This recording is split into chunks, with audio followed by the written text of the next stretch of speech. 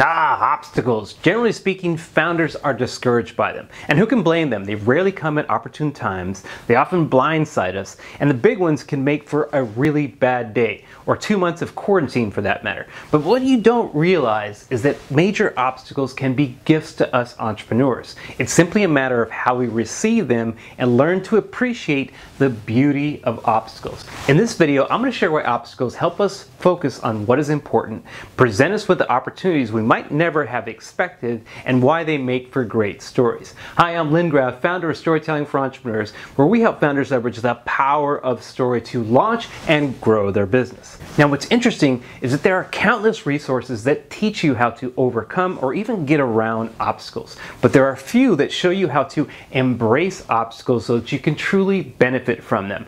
One such resource that does this exceptionally well and that I love is Ryan Holiday's book, The Obstacle is the Way, the timeless art of turning trials into triumph.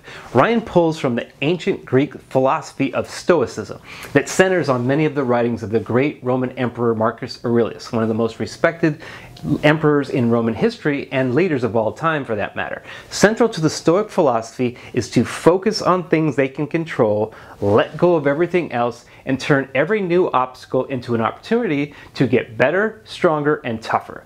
One of the main passages from the book, and where the title comes from, is the phrase, "The impediment to action advances action. What stands in the way becomes the way." There are many learnings from Ryan's book, but to entrepreneurs, this mantra is the one I believe we can benefit the most from when it comes to encountering enormous challenges. That's because no matter who you are, where you come from, or what resources you have, you're going to face massive obstacles. There's just no avoiding them whatsoever. It's just part of being an entrepreneur. It's how you respond to them that makes all the difference on whether you succeed or not. And in that response lies the secret to this love of obstacles that I referenced. Now, let's be real on this. Some obstacles can really suck.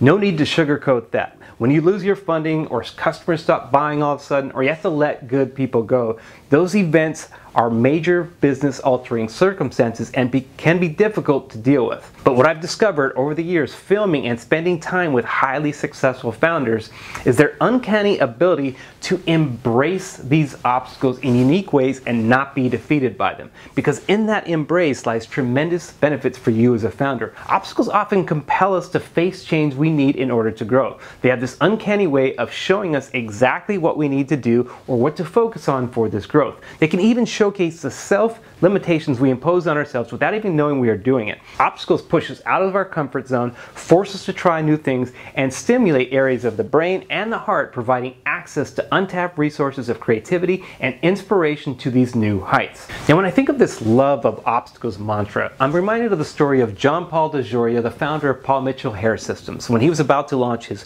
first shampoo and conditioner. I got to film John Paul when we were producing a pilot for a TV show that we were pitching to CNBC. He shared with us at the time that when the company was getting going, he found an investor to put $500,000 in him and his partner to start the company. At the time, John Paul was broke, living in his car with his son, staying at friends' houses whenever he could, going to happy hour for free food. So this money was a really big deal. But at the last minute, the investor pulled out, and it was a devastating blow to say the least. However, John Paul didn't let that stop him. He decided he was going to do everything he could to launch that startup with no money. So he ordered samples from his suppliers so we didn't have to pay them up front for the product. Then he got all of the other assets he needed on invoices he could pay in 30-day terms. He then put everything in the trunk of his car so we didn't have to pay for rent. And then he personally went door to door selling product to salons so he wouldn't have to pay any employees or overhead expenses. In fact, the only expense that he incurred to launch the company was for a designer that wanted the money up front to do the logo and the bottle design. So he borrowed $700 from his mom to pay the designer and for the printing. And as part of the design, they didn't have enough money to pay for colors on the print run. So he decided to print the bottles in black and white. And that black and white color has become an iconic part of that Paul Mitchell brand that is recognized around the world to this day. And John Paul ended up not having to give any equity away and built a private billion-dollar company that he still owns to this day. What you really start to find out when you dig into the past of these incredibly successful founders, you're going to find that their journeys are littered with massive obstacles and roadblocks and huge challenges. But you'll also find that these roadblocks, obstacles, and challenges were often the very thing that helped them build their brand and help differentiate their companies along the way. And what you might find as you look at your own situation is that obstacles are often the seeds of opportunity that we are seeking, but we're blinded by them because we can't see them for the gifts that they are. In the next video, I'll provide with you the exact steps you need to take so you can learn how to embrace these obstacles as gifts and make them work for you, not against you. Until then, I want to leave you with this thought. As humans on this earth, we get to choose how we look at things. That mental freedom is one of the most important discoveries you can make as a founder. No one can force you to feel a certain way or make you believe that something is good or bad.